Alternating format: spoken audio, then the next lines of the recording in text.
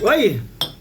Pilipinas, magandang araw po sa inyo. Luzon, Visayas at Mindanao, sa lahat po ng ka-coffee na nakatutok po sa atin. Nasaan man po kayong panig ng daigdig.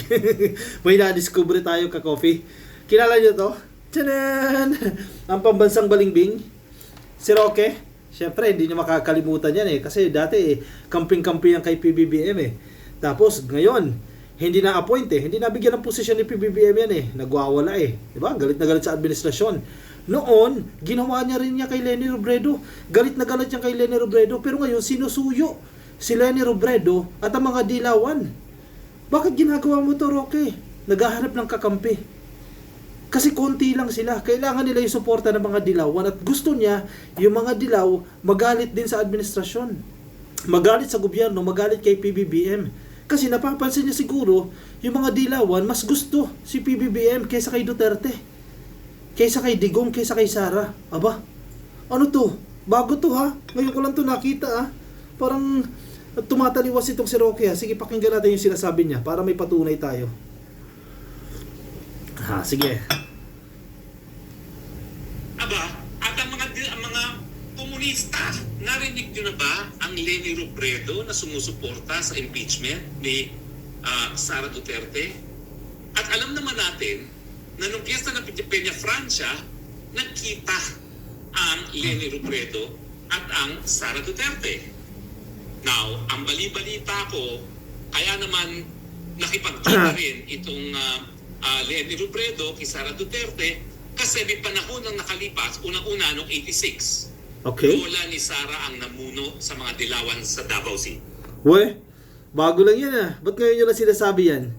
Naghahanap ng common grounds itong si Roque, commonality ni Leni Robredo at ni Sara Duterte. Para kunyari magkakampi sila, ha? Galing ito ni Roque, Sige. Okay. Pangalawa, nung tumakbo ang Vice President Leni Robredo for Vice President, sabi ng iba, tinulungan daw ni O bakit sabi ng iba? Sabi ng iba, hindi niya alam? Hindi siya confirmed? O ba, dapat nagtanong siya kay Sara Duterte kung totoo ba na tinulungan talaga si Leni Robredo. Bakit sabi ng iba? Parang hindi siya sigurado dyan Sara sa kanyang Davao City, ang Leni Robredo. Kaya marami nagsasabi na hindi imposible na merong common ground ang Leni Robredo at ayun na. Huli. Ginagawa ng koneksyon si Leni Robredo at si Sara Duterte para kung magkakampi. Ang magaling tong narrative ni Roque Kala niya hindi mahuhuli Naghahanap kayo ng kakampi, hindi nyo kaya ng kayo lang. Kaya kinakailangan nyo yung suporta ng mga dilaw nila Leni Robredo para kahit papano dumami-dami kayo. Huli kayo dyan. Ito na yung revelasyon niya. ang Inday Sara Duterte. Ako po, nakasama ko sa dormitory ng isang taon yan, si Leni Robredo, nung kami po ay freshman sa UP, Diliman. So alam ko, na ang pananaw talaga ni Leni Robredo ay kapareho ng kapananaw ko, no? Pareho daw siya ng pananaw at ni Leni Robredo. Mamaya balikan natin yan. Pahiyang-pahiya ka dito, Roque. Kasi ang sinasabi mo kay Leni, lagi siyang wrong. Ibig sabihin, yung pananaw mo, wrong din. Kasi sinabihan mo si Leni. Leni Robredo is always wrong. Pareho kayo ng pananaw. Kung mali si Leni that time, edi mali ka rin ng pananaw. Diba? Mamaya balikan natin yan. May ebidensya tayo dyan. Na Masa pa? panahon, ito, no? Nung kami po ay freshman sa UP, Diliman. So alam ko, na ang pananaw talaga ni Leni Robredo ay kapareho ng kapananaw ko, no?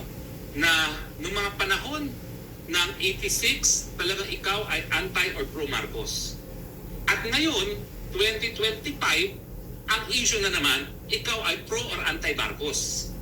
Kaya nga nagtataka ako kung bakit ang mga Risa Ontiveros, ang mga Leila de Lima, at ang mga komunista, yung mga party list, oh my goodness, nagsanip puwersa at lahat sila nag-anti-Duterte at mukhang pro-Marcos. Bakit?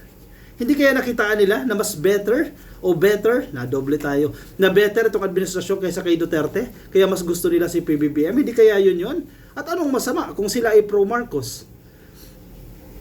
Masama yan sa inyo kasi kayo ay Duterte. Masama sa inyo yan kasi hindi favorable sa inyo yan. Pero pinapalabas dito ni Harry Roque, masama itong si Risa Ontiveros, masama itong si Leila de Lima.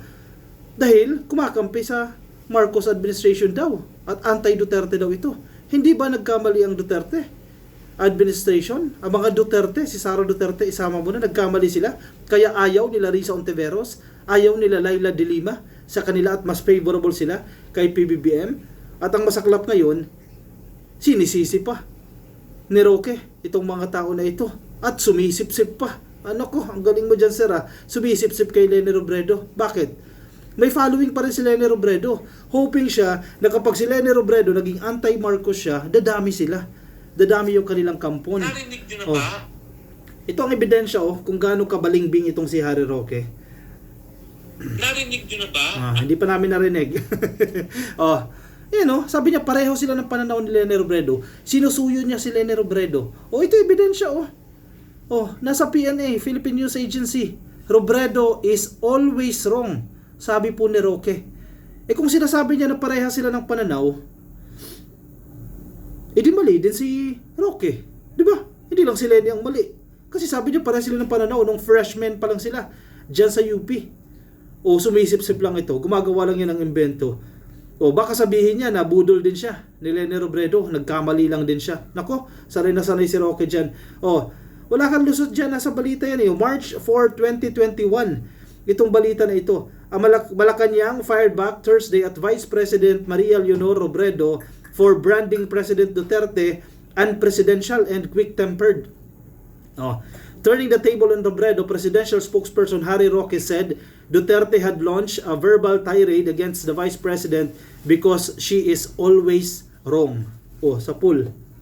Paano mo itatama ngayon yan, Roque? May ebidensya. Anong plano mo? Mga dilaw, ha? Mag-ingat-ingat kayo dito kay Roque, ha? Tinatry niya i-recruit kayo na maging pro Duterte at maging anti-Marcos kayo. Huwag kayong papabudol dyan. Kinukuha niya yung loob ni Leni Robredo, kinukuha niya yung puso ni Leni Robredo.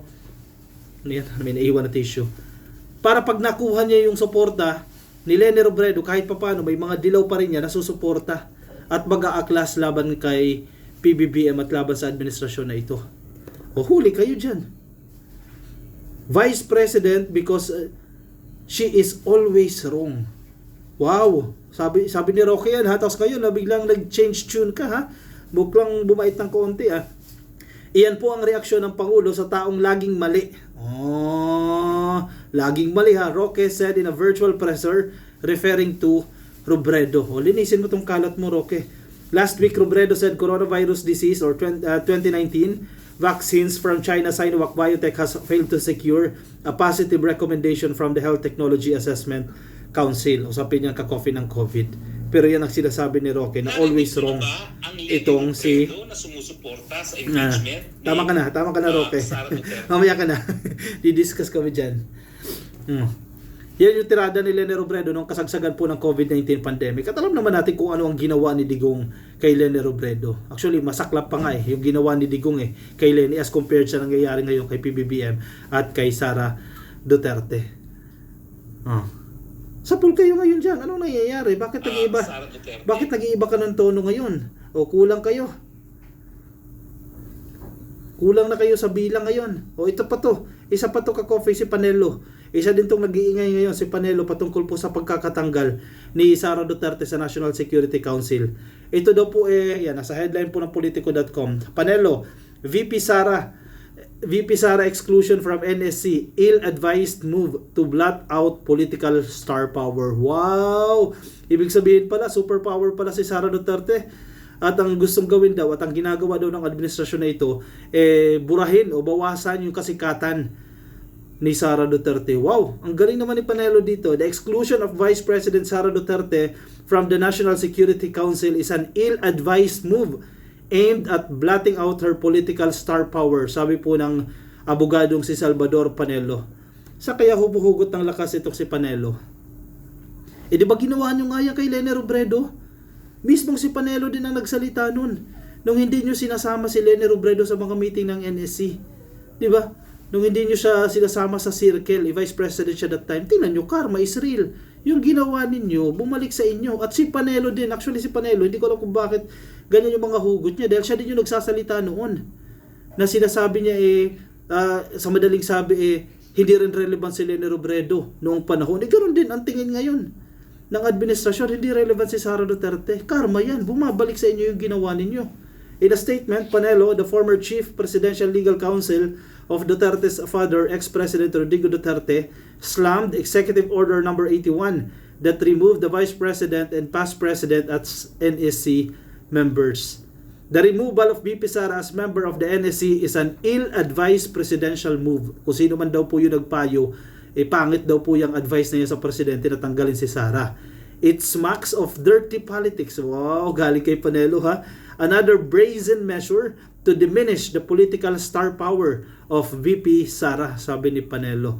Wow, superstar pala itong si Sara Duterte at kinakailangan i-diminish daw ni PBBM itong kapangyarihan ni Sara Duterte. Sige, balikan natin yan. May ebidensya din tayo dyan kay Panelo. Saglit lang ha, ka-coffee ha. Hanapin natin yan. Dahil isa din yan si Panelo sa nagsalita na sa madaling sabi hindi relevant din si Leni Robredo ng panahon. Wait lang. Hanapin natin yan. Kasi kinakarma sila dyan Hindi ko lang makita. Pero ang pinupunto nila doon, nangihingi din kasi si Leni Robredo ng mga dokumento that time. No? And then ayaw din ibigay ng administrasyon ni Digong at ng grupo nila Panelo. Si Panelo din mismo yung nagsasalita dyan. Dahil threat din ang tingin nila dito kay Leni Robredo. Diba? Kung ano yung ginawa ninyo, nung administrasyon ninyo, o nangyayari ngayon sa inyo, ang tawag dyan karma. Diba? Kasi naman kayo, kung sumuporta kayo sa administrasyon, diba? Ang ganda-ganda ng usapan Ang bait-bait ng presidente sa totoo lang kay Sara Duterte, binigay lahat ng gusto niya. Nagkamali lang si Sara Duterte dyan, binigyan ng dagdag na pondo. Ano ginawa sa pondo? Winaldas. Nung tinatanong kung anong ginawa mo dyan, ayaw niyang ipaliwanag, diba? Ano pang gagawin ni PBBM dyan? Lahat na ginawa na sa inyo. Ano gusto niyo dyan? Maghari-harian kayo dyan. Kung ano gusto niyo gawin, hindi man pwedeng ganun yun. Magtrabaho din kayo dyan. Hindi lagi ang presidente ang gagawa ng parang sa inyo. Hindi lagi ang presidente ang magtatanggol sa inyo. Sobra-sobra na ang ginawa sa inyo Anong sinukli ninyo? Maisog rally. Anong sinukli ninyo? Nagdal-dal-dal dyan si Digong. Ano sasabihin ni Digong? Bangag ang presidente, adik ang presidente at kung ano-ano. Diba? Kayo ang problema dyan. Yung nangyayari ngayon kay Sara Duterte, karma nyo yan. Dahil sa ginawa ninyo, reaksyon ng taong bayan niya sa ginawa ninyo sa administrasyon at sa presidente. Nagsisisi kayo ngayon. Naghahanap kayo ng kakampi ngayon. Si Roque, naghahanap ng kakampi. Sinusuyo ang mga dilaw para dumami sila. Kinakailangan nyo kasi ng boto sa 2028 dahil nabuwasan kayo ng malaki Ay nako, ayan. Magbago-bago na rin kayo dyan. Sige ka-coffee. I-komento ang inyong opinion, ang inyong reaksyon. Baka may mga nais po kayong iparating. Ilagay dyan sa ating comment section. Yung mga nasa Facebook at YouTube, baka di pa po kayo naka-like, follow, and subscribe. Hit nyo lang po yung button na yan. Maraming salamat po sa mga sumama. Ingat po kayo. Nasaan man po kayong panig ng daigdig. Bye-bye.